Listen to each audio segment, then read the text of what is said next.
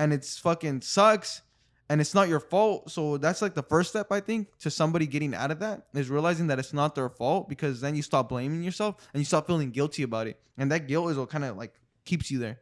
But once you stop feeling guilty about it, then you can move forward. But then you realize, okay, it's not my fault and I shouldn't feel bad about it, but it's my responsibility. It's my responsibility because I love myself. It's my responsibility because I owe it to myself. And a lot of people don't like responsibility, but you like, if you hear your mom tell you, hey, you have all these responsibilities, does that sound like a good thing or a bad thing to you? When you're young, bad thing. Bad thing, right? Yeah. Everybody hears responsibility and everybody wants to avoid it. Right, exactly. But let's break it down. Responsibility. What does that mean? The ability to respond. You know what I mean? Yeah. So it's great. Once you realize it, once you look at it that way, you want all the responsibility. Mm-hmm. Because if you don't have the ability to respond, then you're helpless. That's true. You know what I mean? And who wants to be helpless? Who wants to be helpless? Nobody wants to be helpless. I don't want to fucking be helpless. When I think about being helpless, I think about like being a kid and a fucking bully that's so much stronger than you and bigger than you, just picking on you every day because he can. You know, and nobody likes to feel that way. Nobody wants to, like a cop. You know, that's why people have all this problem with cops, because they feel helpless against them, because that's the authority. Mm-hmm. You know what I mean? And so nobody likes to feel helpless. But so then why don't you like responsibility? Just because it has a bad connotation. But once you break it down, you want all the responsibility you can get. Mm-hmm. Because the more responsibility you have, the more successful you'll be. Mm-hmm.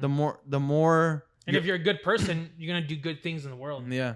And if you're a shitty person, then yeah, I got that shit from a fucking video a long time ago when I was a kid. I was like, damn, that's right. It stuck with you. Yeah, it stuck. You know actually what book it is? You guys want to check it out? It's called, I think it's Extreme Ownership by Jocko Willink. I got like 2 of his books. Yeah. That's one I don't have. It might not be that book. It might be. It's got a great energy too. I read the green one, Strategic. That one's real good. And then the black one, the Discipline Equals Freedom. Oh, Discipline. Love that one. You know what book I really like too? The Economy of Leadership. You know, I like that book by Jocko Willink. I haven't read that. There's 2 books of his I haven't been able to read. We should talk a little bit more about books. I love books, bro.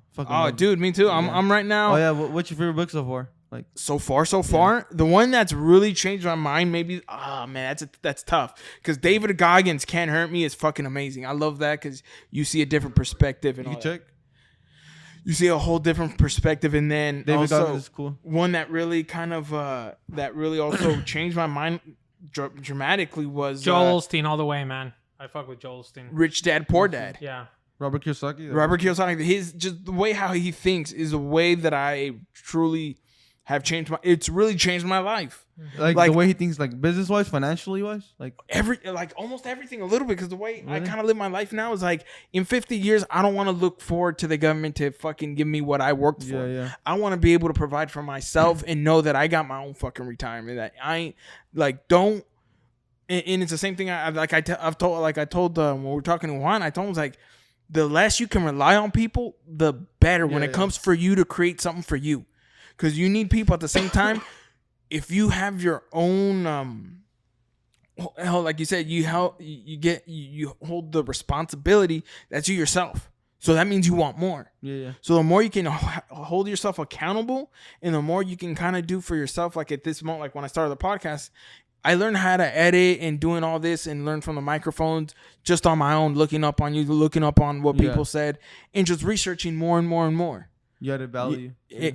So that's one thing I liked about Robert Kiyosaki. He made it seem like don't be looking for a hand all the time, because it's in our mind subconsciously. Oh, if this we get help, or if this we naturally seek it. Where with him it was more like be your own fucking help. Yeah. Get your shit together. Get your team. Be your own help for one another. Don't look at an outside force to help you to provide for this. Even though there's some things I disagree with him, and it's with everybody I read about. There's things I agree with and disagree with. Yeah. But those 2 right now are probably definitely up there. Even Jocko Willink's Strategies and Strategic, that one kind of helped me kind of learn how to better with people, how to cut the tension. What do you think has been your biggest take from any book that you've gotten? The biggest take?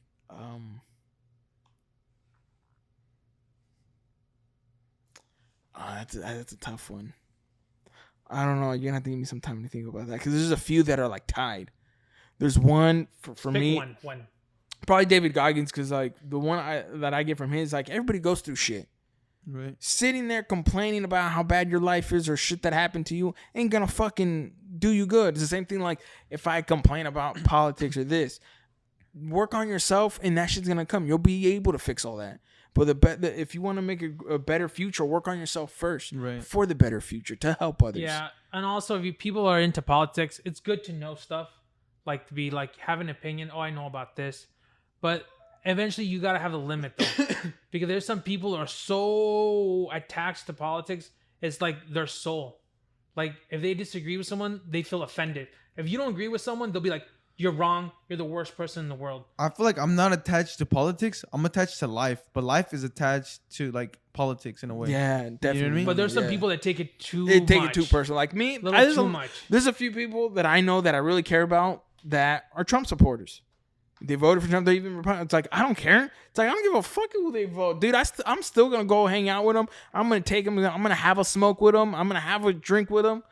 And politics doesn't matter on both sides, because those people get offended when you say the wrong pronoun, but also whatever if they're transitioning, you get a thing like people get way offended, and people want to see it as a right and wrong way. Yeah. When in reality, it's like, bro, there's really no right or wrong way. Like everyone has their way, their right, and everybody's like at wrong. Walmart. I was like, I paid for something. It's like, oh, thanks, chief. And then the person goes like, that because I'm Indian. I'm like, no, buddy, I call everyone chief. It's like, shit, you're like, racist, bro. You're fucking racist. I did not know he was Native American. But he does say it a lot. But see, I get you. This one too. But it's like that's how like we in Oregon talk. It's also it's one of the things I've learned. It's like I've learned how instead of having people adjust to me, I learned through reading all those books. Like I learned to adjust just to people, let them feel comfortable, because what you give out to this earth, you're gonna receive back. Yeah. Mm-hmm. So if you give out this tension of like, oh, if people can't get used to me, I want them, like, bro, like what the fuck, like that's a two-way street. I feel you on that, but I also think that it shouldn't have to be like, oh well, my comfort at expense of their comfort, or their comfort at expense of my comfort. I would never expense like my comfort at. I wouldn't like sacrifice my comfort for their comfort. Yeah. Because then that's me saying they're more important than me, and I don't think that, and I don't think I'm more important than them. No, but what I mean, comfort is a different level. It's like being able to cut the tension.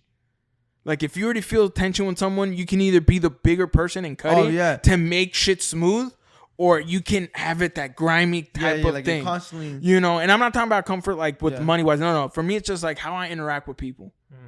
No, I was talking about comfort, like in just general. Like, let's say, for example, hello? Yeah, anybody here? Oh, it's Frankie.